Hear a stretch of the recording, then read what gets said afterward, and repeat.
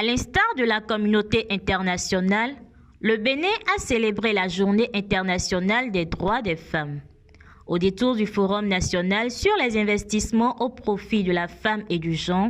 les 7 et 8 mars 2024 au Palais des Congrès de Cotonou, les acteurs impliqués dans la défense des droits des femmes ont fait le point des actions menées et ont pris de nouveaux engagements pour accélérer le rythme.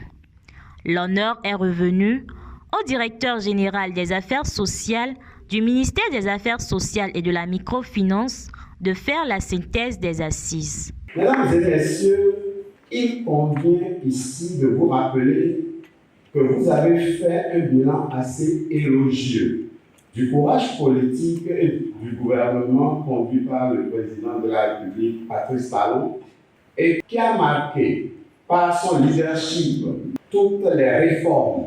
importantes depuis ces 5 dernières années en modifiant 5 lois de la République, y compris la Constitution, afin de repositionner la femme sur l'échiquier socio-économique national.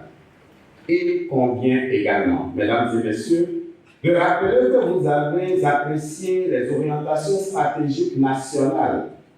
qui ont favorisé l'éclosion de projets de programmes dans tous les domaines allant de l'autonomisation de la femme au leadership politique en passant par la lutte contre les violences basées sur le genre. Sur cette autoroute, mesdames et messieurs, de progrès et de bonnes pratiques, vous avez cité la régression sensible du taux de redoublement et de déscolarisation des filles, ainsi que, comme l'a dit Madame le ministre de la Famille tout à l'heure, l'évolution sensible en matière de protection dans la contraception et la santé de la reproduction.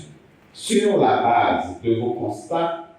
vous allez ensuite dégager les défis et les perspectives pour une meilleure prise en compte de la promotion de la femme et du genre dans les programmes et dans les projets. Prenant ainsi conscience de l'ampleur des besoins non couverts dans le contexte de tensions internationales,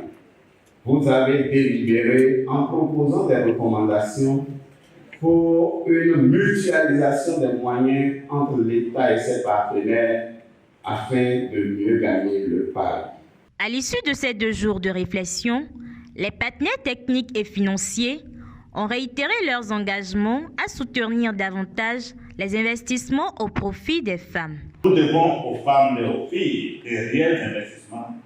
tels que le soutien à l'enseignement secondaire, à la promotion de leur leadership dans les nouvelles technologies, le soutien contre la violence et l'ouverture de plus en plus de plateformes pour entendre leur voix et les aider à sauver des vies. Ce n'est qu'en investissant dans l'inclusion sociétale, économique et politique des femmes et des filles que nous renforcerons notre tissu social et créerons un avenir meilleur pour tous. Les droits des femmes constituent un chemin sûr, dit le secrétaire général, vers des sociétés équitables, pacifiques et prospères. Et ils sont bénéfiques pour chacun et chacune d'entre nous. À l'issue donc du présent forum de 2 jours, nos partenaires techniques et financiers, membres du groupe thématique genre et protection sociale, par ma voix, promettons d'essayer de renforcer notre appui conjoint au plaidoyer en faveur de cette cause noble qu'est l'investissement dans les femmes, pour que la prise en compte des recommandations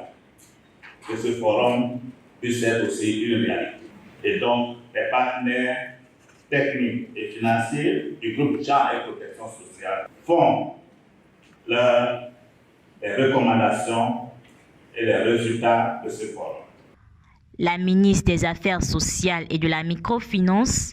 a rappelé les résolutions issues de ce forum avant de prendre aussi l'engagement, au nom de son ministère, de prendre toutes les mesures pour pour l'accélération du rythme des investissements en faveur des femmes. Mesdames et messieurs, je mesure l'étendue et la justesse des propositions issues de ce forum. Le chantier est vaste, mais le combat est noble.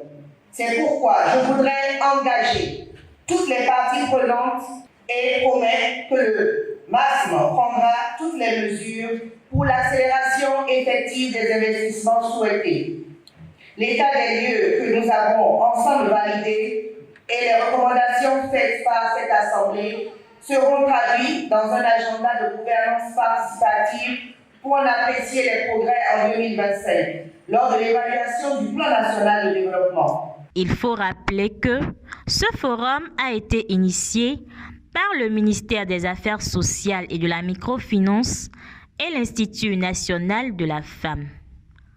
Contrairement aux années antérieures, il s'agit de mener des réflexions sur la défense des droits des femmes au détriment des manifestations festives.